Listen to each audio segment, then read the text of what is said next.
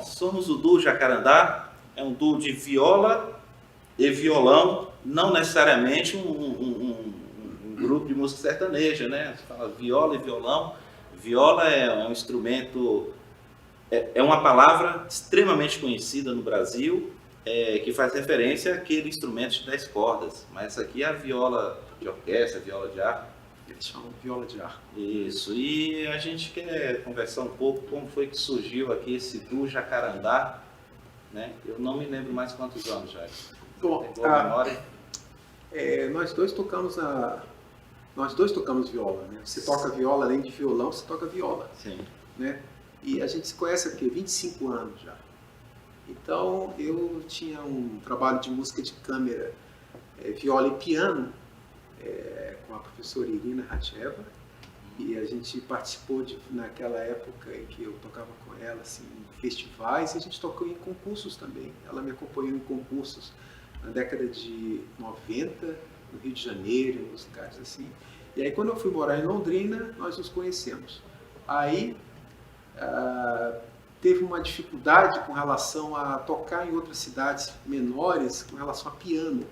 É muito difícil em cidades pequenas você encontrar um bom piano, um piano de cauda. E a viola tem um som muito, eu acho assim, um som bem potente, né? Então, os pianos que eu encontrava não eram muito bons. Então a gente teve uma ideia de fazer uma coisa com viola e violão e deu certo a combinação, né? Deu certo, só que aí tem uma loucura nessa história, porque é o seguinte, a gente começou tocando, era um concurso de choro.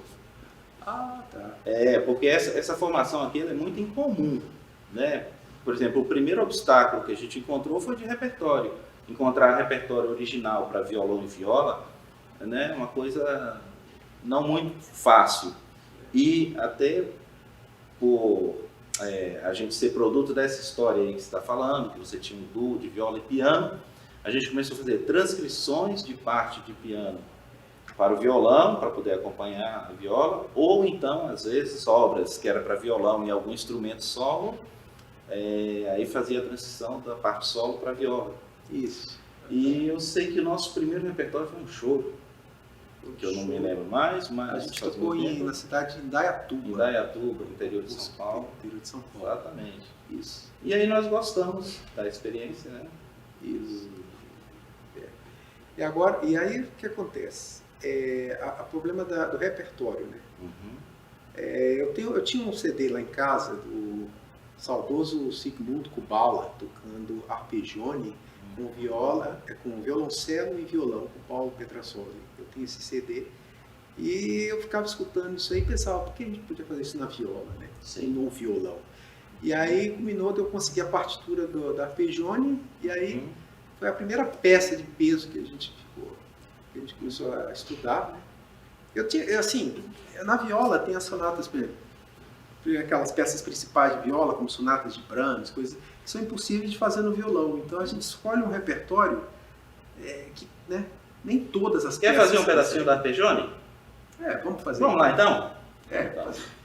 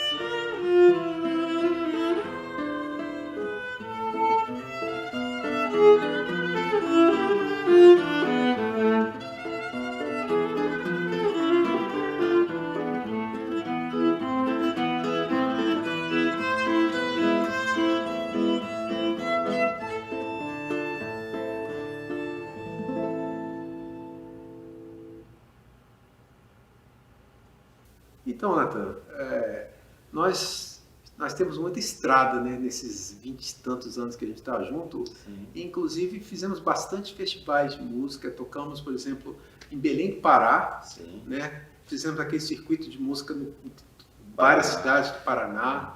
Né? E uma dessas cidades eu achei interessante que a forma como a gente interage com a plateia, de conversar. E, inclusive, teve um fato interessante que a gente tocou uma vez. E antes da gente tocar, tinha um festival de desfile de moda. E aí eu fiquei preocupado lá no camarim, eu falei, cara, a gente vai tocar Marim Marré, Arpejone, Folia de Corélia, como é que vai ser? Aí eu falei, não, vamos conversar. E a preocupação é porque imagina a música que estava tocando pro desfile de moda, né? O tutti-tutti, como se diz, som extremo assim. Aí eu pensei justamente o contraste, que é aquele som eletrônico, né, tão forte com uma formação dessa, no violão e viola. E eu peguei justamente daí. Aí cheguei lá para a plateia, falei, olha, vocês estão olhando esses dois músicos aqui agora, vocês devem estar pensando assim, esses caras são malucos. Porque um som desse, tá, esse cara entrar agora com um violãozinho, uma viola, achar que vai e tal. Aí eu falei, mas eu vou propor uma experiência para vocês, né?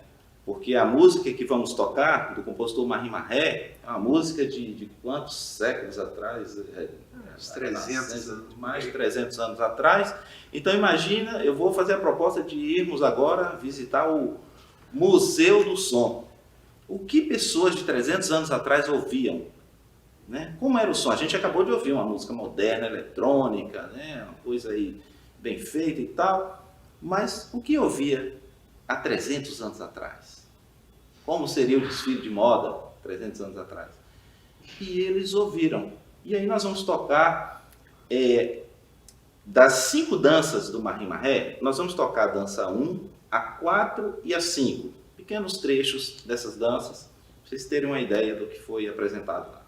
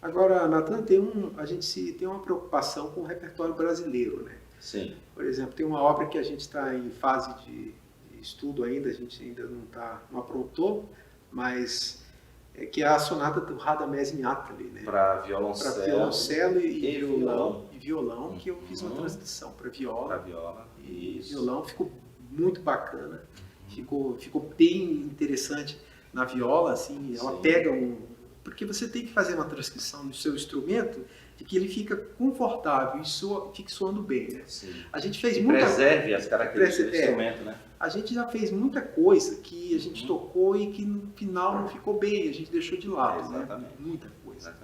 Né?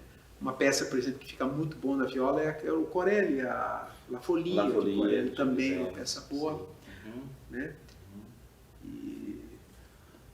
Então, e aí dentro dessas transcrições, por exemplo, existe a Dança Espanhola do Granados. Eu acho que essa obra é original para piano. Mas existe uma série de transcrições dela, tem violão com violoncelo, etc. Mas enfim, eu sei que a gente acabou fazendo aqui com violão e viola, e eu acho que funcionou demais. A gente pode fazer um trecho ali, né? Vamos lá? Vai.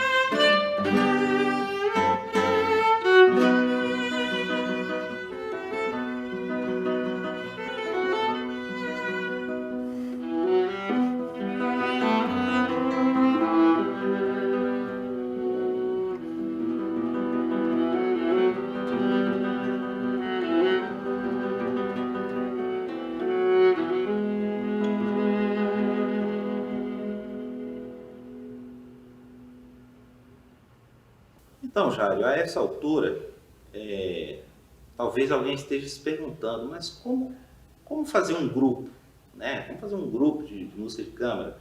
Música de câmara, a partir de 2 músicos, já é música de câmara, né? Então você tem duo, você tem trio, você tem quartetos, quintetos, até chegar à orquestra, etc.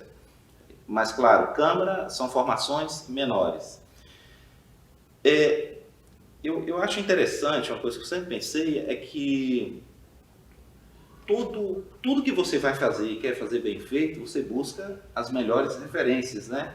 Jair é um excelente violista e certamente conhece todos os grandes violistas aí do mundo, né? Quantas gravações a gente ouve e tal como referência. A gente quer fazer um duo, então a gente busca as melhores referências. Mas tem alguns aspectos assim que eu acho interessante. Por exemplo, para acontecer o do Jacarandá, eu sou baiano, também não sou de Londrina, mas vim morar em Londrina quase 30 anos. O Jairo veio de Belém e acabamos nos encontrando aqui. E deu tão certo. Se você olhar todas as formações, as grandes formações, tem um pouco disso, né? Se você pensar lá, às vezes, e isso em qualquer área, você fala assim, seleção de 70, seleção brasileira de 70, vamos, seleção histórica. Bom, aqueles jogadores estavam naquele tempo, naquele lugar, e houve aquela feliz coincidência, aquele feliz encontro. Nós temos em Londrina a Orquestra de Câmara Solistas de Londrina.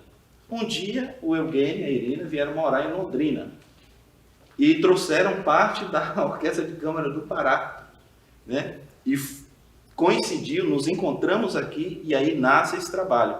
Então, a música de câmara, ela requer, primeiro, que esses elementos ali estejam presentes, né? Essas capacidades se encontrem, amizade, né? Tem que acontecer muito.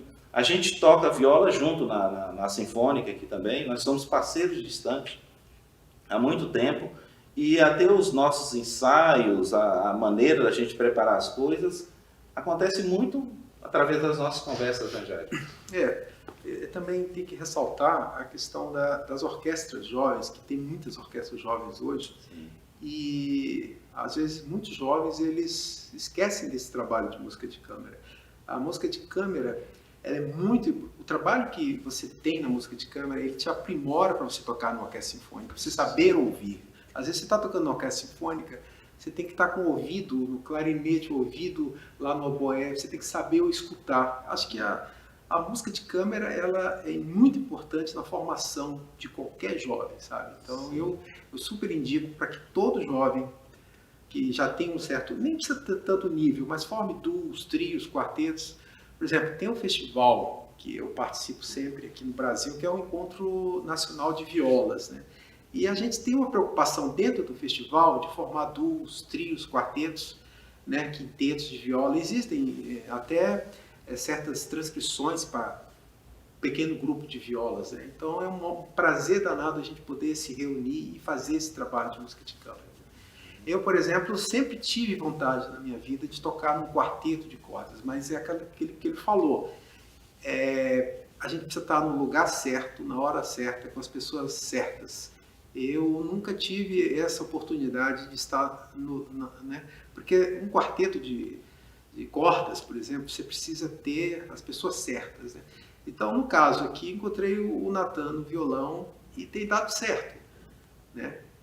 E a gente, graças a esse duo, a gente tem feito esse trabalho aqui, inclusive de transcrições de músicas, sim, de outras músicas para o duo, que eu inclusive repasso para todos os estudantes que queiram fazer um trabalho também de viola e violão. Eu tenho sempre, eles sempre têm me procurado, alguns alunos, perguntando se eu tenho alguma coisa para duo de viola, sim, e violão. Eu sempre, a gente faz e manda. Então quem quiser, tiver interesse, claro, a gente manda as partituras para as pessoas.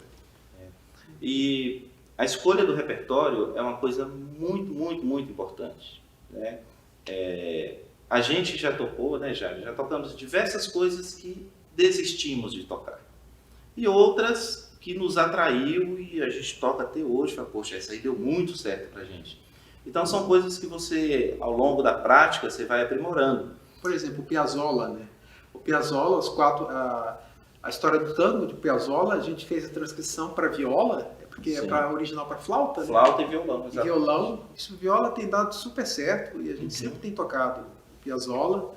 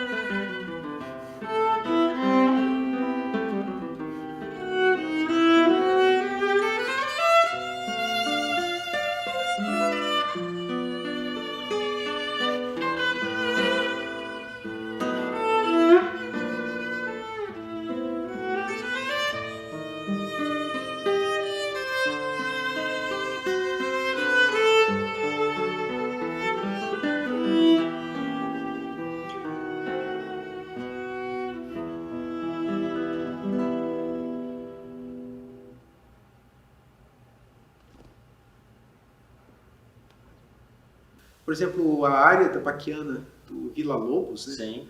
Que tem uma gravação antiga do famoso violista húngaro, mas que morou no Brasil na década de 80, que é o Pérez Dvorek, que você conheceu. Uhum. Ele gravou essa área da Baquiana com viola e piano, né?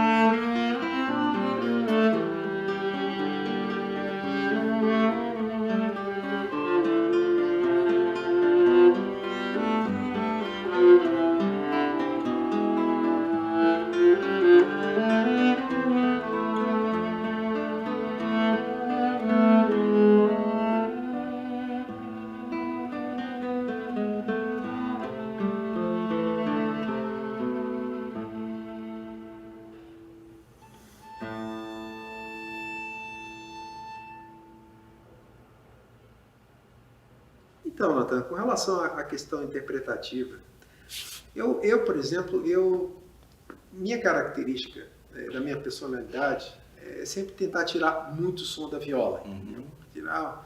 Porque eu sou um músico de orquestra e minha formação também muito em orquestra sinfônica também. Tem mais de 1,80 de altura. E aí quando eu toco com o violão ele tem a questão tecnológica de você botar um aparelho, um microfone, uma caixa de som. Mas de uns tempos para cá a gente tem optado por tocar mesmo acusticamente, né? Justamente. Então eu tenho que diminuir o volume daqui do instrumento aqui, né, a mão. Pegar todas as dinâmicas e descer 2 graus. Exatamente.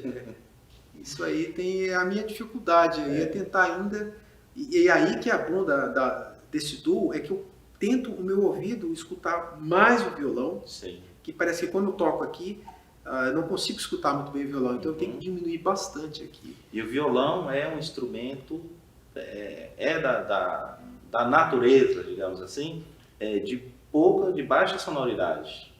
Você tem ideia, até o compositor Berlioz falou sobre o violão, tem um tratado dele que ele fala sobre o violão, então ele sai descrevendo que é um instrumento de som doce, instrumento muito legal, etc., mas que na época lá, ele não tinha ganhado as salas como o piano por causa da sua baixa sonoridade, né? Os luthiers já avançaram muito, já se constrói violões hoje que tem um som assim interessante, mas nunca no nível de competir com uma viola. Então, por exemplo, desse assunto que o Jairo falou, o Jairo tocava em pé, eu sentado, aí eu colocava um microfone.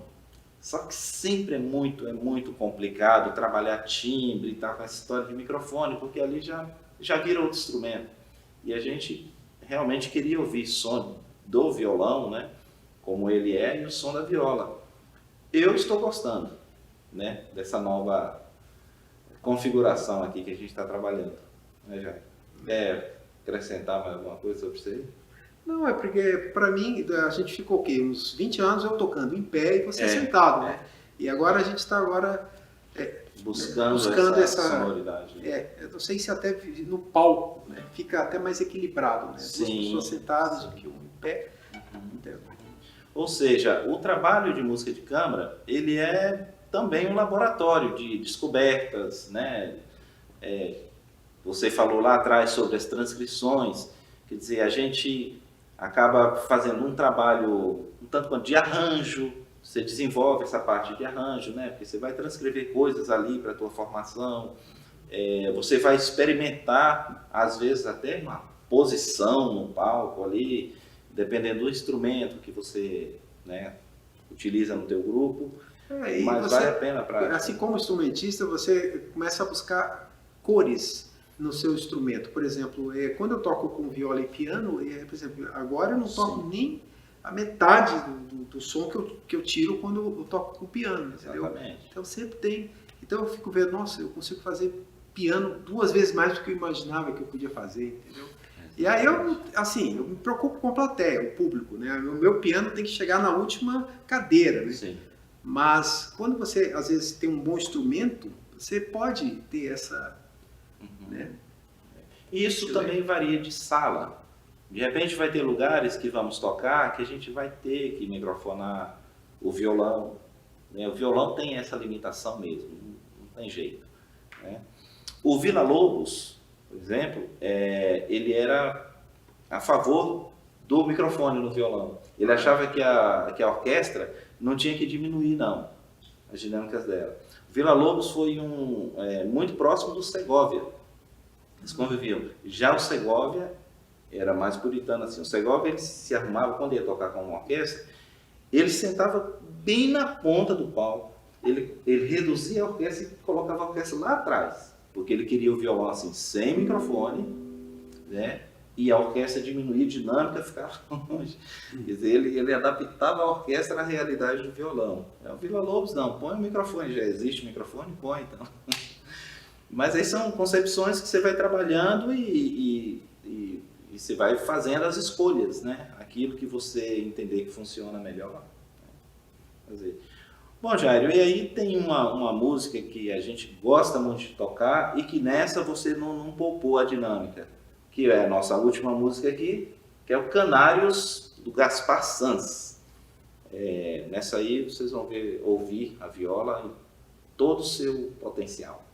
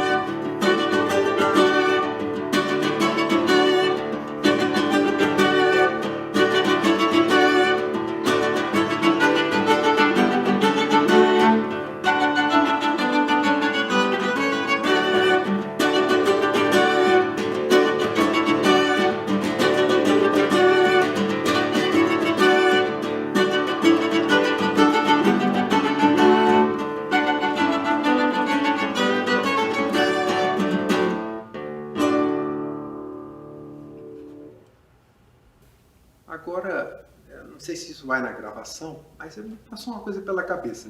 Quando você pega um livro, Sim. você sabe ler. Você pega o livro, você lê e você interpreta aquilo que você está lendo. Tá. Livro. Nós, músicos, a gente pega uma partitura, a gente interpreta aquilo que a gente está vendo e depois passa para o público. Sim. Entendeu? E esse público, em 90% dele, não entende de música. Uhum. Então a gente tem que ter essa capacidade de fazê-los entender alguma coisa, né? Você entende, né? O público absorve pela lógica que a própria música traz. Que a estrutura musical ela é organizada, né? Por exemplo, por mais que não sejamos arquitetos, a gente enxerga aqui uma reta, um círculo, as formas todas, a gente enxerga e interpreta, né? Ainda que não saibamos calcular as coisas, etc. Eu acho que assim é o público com a estrutura musical. Ela também é organizada e ela tem aquela lógica que as pessoas sentem. Por exemplo, quando a gente faz um ralentando ou um acelerando, né? Digamos, a gente está tocando, aí vai deixar a música mais lenta. Ou está tocando e vai acelerar, vai deixar mais rápida. O bom ralentando ou o bom acelerando é o que os professores chamam de orgânico. Você faz uma coisa orgânica. Ou seja, que te passe uma sensação muito natural. Eu já vi uma masterclass, acho que do Manuel Barrueco, violonista, e ele mostrando para um aluno assim, sobre essa questão de ralentar ou acelerar. Ele mostrava a montanha-russa. O carrinho está subindo e tal, aí chegou no ponto mais alto, aí quando ele desce, ele não faz assim, ele começa e pega a velocidade. Então a gente busca, né, ao fazer os acelerando, os ralentando, essa lógica que a gravidade passa. E isso as pessoas têm, você não precisa dar nome, né? A gente sente isso aí. Isso. A harmonia musical, ela tem hierarquia, né? Tem um acorde que atrai o outro e tal, e as pessoas naturalmente sentem isso. E nesses 20 anos, Natan, você já notou se alguma plateia que a gente tocou não gostou do nosso repertório? Pelo contrário, eu tenho um depoimento absurdo, já que você falou nisso. Um dia nós tocamos, era uma escola de música pequena, um colega, e depois uma aluna, uma ex-aluna minha, viola, estava assistindo e veio me trazer um depoimento. Ela disse o seguinte: Natan, eu levei uma pessoa para assistir o recital de vocês, e era uma pessoa muito pobre, que nunca tinha ido ao teatro, nunca tinha assistido a música clássica, assim e tal. e ela chorou do início ao fim, dizendo: eu não sabia que existia isso. Eu fiquei, meu Deus, às vezes a gente leva como tão natural por fazer isso sempre, né?